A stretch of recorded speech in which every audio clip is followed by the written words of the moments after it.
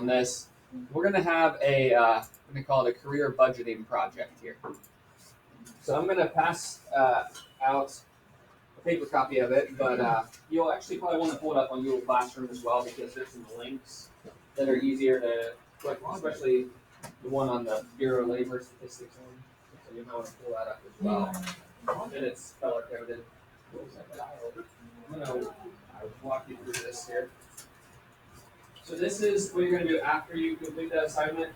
The assignment has a lot of things that you need to know how to do in order to do this project. So that assignment is in part to like prepare you to do this. This is going to deal with like home loans, investment accounts, IRAs. So even if you're not done with the assignment, make sure you pay attention right now, and then you can go back to work on it. So I want to explain this. You need to make sure you pay attention to this. This is a lot of information I'm going to throw at here. Okay, so here is, we're going to do, over the next week or so, I'm not sure exactly how long it'll take, but this is just going to be like a classwork thing. You don't have to go home and do it all tonight. Don't try to do that. You're going to have time to class and do this. All right, here's the scenario. Congratulations, you have secured a job in your desired career field and have been gainfully employed for the past 8 years. With your desire to live the American dream, you've also managed to save a substantial amount of money for a 20% down payment on the new home. Your credit score is also good enough that you have been approved for a 30-year fixed-rate mortgage with an interest rate of 5%. In addition, you're also going to be opening a new Roth IRA account in which you will be contributing 10% of your monthly income after taxes. This new individual retirement account, or IRA, will earn 8% interest on all contributions, compounded monthly, and you are transferring $5,000 to this IRA from a previous retirement account. So you're going to move it over to this one. And then your employer, as is the case with most employers, they'll like match your contributions up to a certain percentage. So your employer is going to match your first 5%. So they're going to contribute 5% of your monthly income to this individual retirement account as well. All right, so with that, there's going to be a bunch of questions you're going to answer, and you're going to condense all of this into a Google slide, Google slideshow. You want to try to make it look nice, put pictures, make sure it's engaging. Don't try to just cram all the information onto a single slideshow.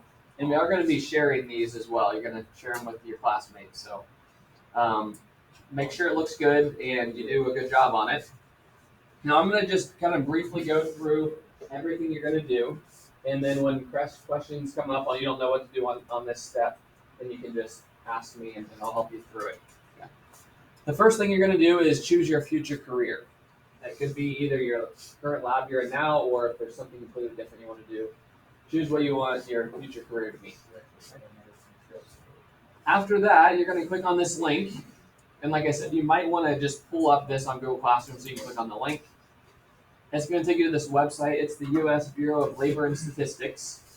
And this website gives the average salary of many different occupations. Sometimes it can be a little challenging to find your specific one. But let's say you want to be a police officer. So what you're going to do is click on the link. You then are going to scroll down till you see this box right here. It's the easiest way to search. So if I type in a police officer and search, there we've got police officers, also sheriffs. They make about the same. You'll look over here. Annual mean wage is what you're looking for. So this is the average salary for someone in that position. This is over the whole United States, just the average. So not entry level, not top, just sort of middle of the road average salary for that particular job. All right, so you're going to find that average salary. You're going to record that as well. All right, that's going to go to your mean annual salary. Next, you're going to figure out how much you're going to actually bring home with that every month. For your monthly income, you're going to divide that salary by 12, and then you're going to multiply by 0.7, because taxes are generally about 30% of your income in like federal, state, local taxes. So we're going to multiply by 0.7, and that's going to give you your monthly income after taxes. Okay? Next, you're going to decide where you want to live. If you want to stay here, in Newark or wherever you live, you can choose to stay there. Or if you want to move to Florida or you want to move to LA, that's fine. Just keep in mind if you move to like Los Angeles, you're going to have a lot harder time finding a home because you're only going to get a certain amount of money for your house. So you're going to be probably homeless if you move there, unless you have a good job. What is that? $3,000. What? For like $2 million. Okay, let's keep going through here. So the next is your monthly housing budget. So as a general rule, you should never spend more than experts say like 28% of your monthly income on your house. You don't want to be spending like half of your monthly income towards your mortgage. Then you're not going to have enough money for food and every other thing that you need, clothes and cell phone bill, all that stuff. So I'm gonna allow you to spend a maximum of 28% of your monthly income. Now that has to cover the mortgage, so that's the amount of your loan plus taxes and insurance. All right, so you're going to calculate that. In order to get that, you're just going to take your monthly income, and then you're going to times it by 0.28. Okay, that will give you your 28% of that. Then you're going to go to Realtor.com and find a place where you want to live. So here, I'm going to choose Alexandria. That's where I live now. So yeah, that's just a big piece of land right next to the highway. The only the only place for sale in Alexandria, there's only one house for sale, is this house here. So maybe I'm going to choose this one on Hartscrabble Road. It's got a little over 2 acres. So what you're going to do when you find a house, you got to first make sure you can afford it. So you're going to click on this little edit button here. And I told you you've got the 20% saved. It generally will fill in that 20%. But if not, you're just going to type in the 20% down payment. You're doing 30-year fixed. And you got to change the interest rate to 5%. That's a little bit more realistic for right now. And so this is going to be your monthly payment for that house. So you're going to record that. That's going to be right here, your total estimated monthly payment. This has to be less than your budget. You can't spend more than your budget. You're then going to find how much of that actually is paid towards the loan. So this next one is the principal and interest monthly payment. If you look on the same page, we did this yesterday where you open the monthly payment. There's a portion of that that's right here, the principal and interest, which is the part that you're actually paying towards the loan. The other part is going to be your taxes and then also your home insurance as well. Okay. So you're going to record whatever the green part is. And that's going to be how much you're going to use for your monthly payment and interest. You're then going to write your recursive sequence using that formula up there. Okay, that's going to be how you find the balance at any point. You're going to be using for the payment. It's going to be this one right here, the principal and interest monthly payment. You're going to use that one.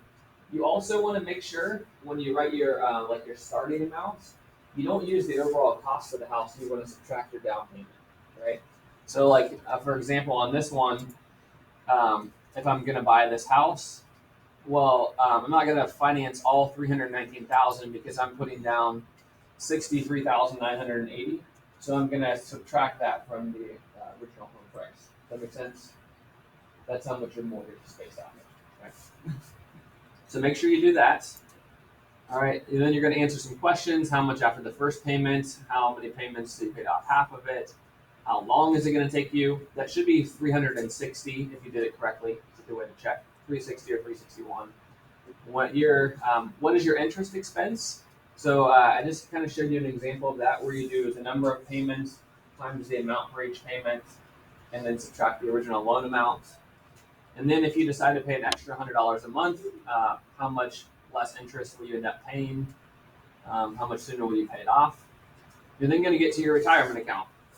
So you're gonna find out how much you're going to be putting towards your retirement. It's 10% of your monthly income. Your employer is also going to do 5%. So you're going to add those two contributions. You're then going to write your sequence, making sure that you include that $500 or $5,000 that you transferred from the other account. All right, you're going to be earning the 8% interest.